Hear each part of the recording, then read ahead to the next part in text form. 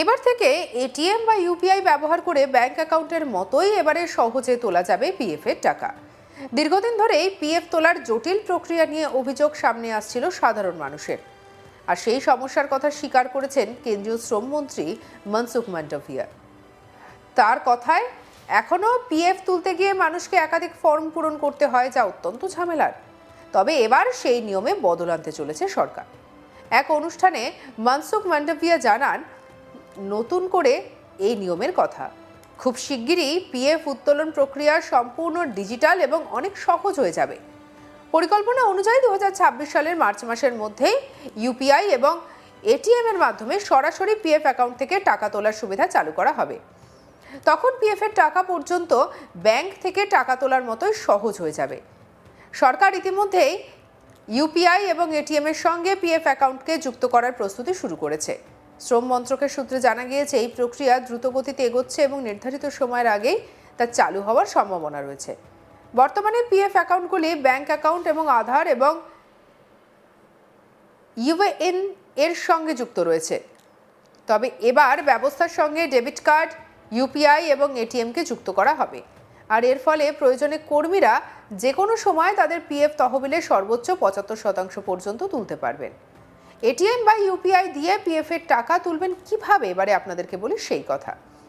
এখনো পর্যন্ত পিএফ অ্যাকাউন্টকে ইউপিআই এর সঙ্গে যুক্ত করার কোনো সরাসরি সুবিধা চালু হয়নি। তবে ইপিএফও ব্যবস্থা চালু করলে অনলাইন প্রক্রিয়ার মাধ্যমে সব কাজ হয়ে যাবে বলেই আশা করা হচ্ছে। ইপিএফও সদস্য পোর্টাল এবং উমাং অ্যাপ, এই দুটি জায়গাতে নতুন অপশন দেওয়া যেতে পারে। ইউপিআই এর সঙ্গে পিএফ অ্যাকাউন্ট যুক্ত করতে হলে প্রথম শর্ত হলো সক্রিয় ইউএএন। এরই পাশাপাশি আধার, ব্যাংক অ্যাকাউন্ট এবং প্যান ইউএএন এর সঙ্গে যুক্ত করে লিঙ্ক করা থাকতে হবে।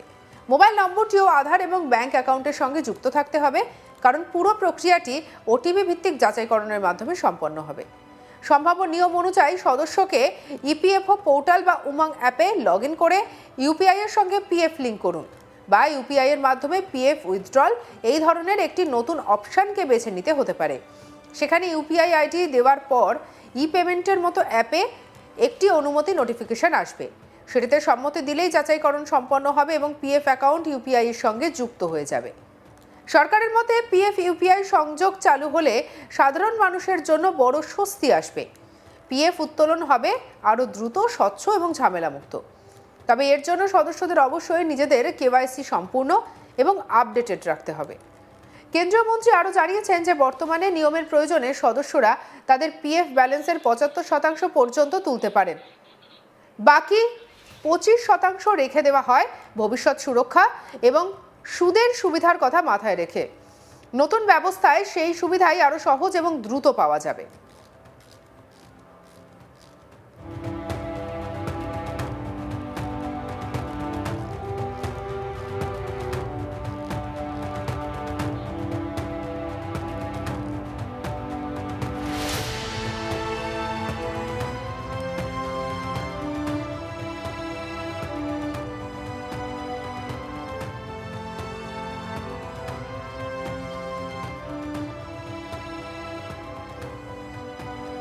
এবার থেকে এটিএম বা ইউপিআই ব্যবহার করে ব্যাংক অ্যাকাউন্টের মতোই সহজ হয়ে যাবে টাকা তোলা।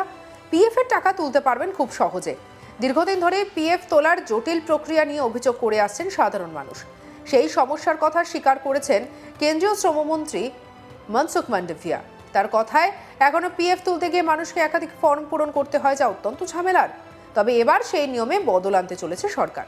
এক অনুষ্ঠানে মনসুখ মান্ডভিয়া জানান, খুব শিগগিরই পিএফ উত্তোলন প্রক্রিয়া সম্পূর্ণ ডিজিটাল এবং অনেক সহজ হয়ে যাবে।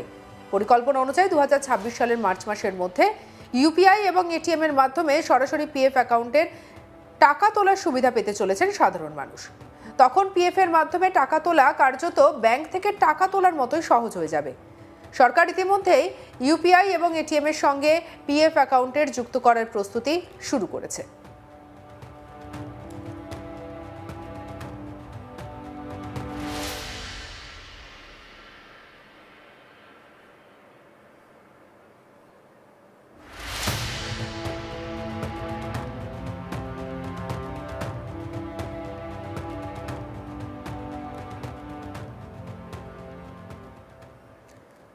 সঙ্গে রাখুন আজ তাক বাংলার ইউটিউব চ্যানেলকে লাইক, কমেন্ট, শেয়ার, সাবস্ক্রাইব করতে ভুলবেন না।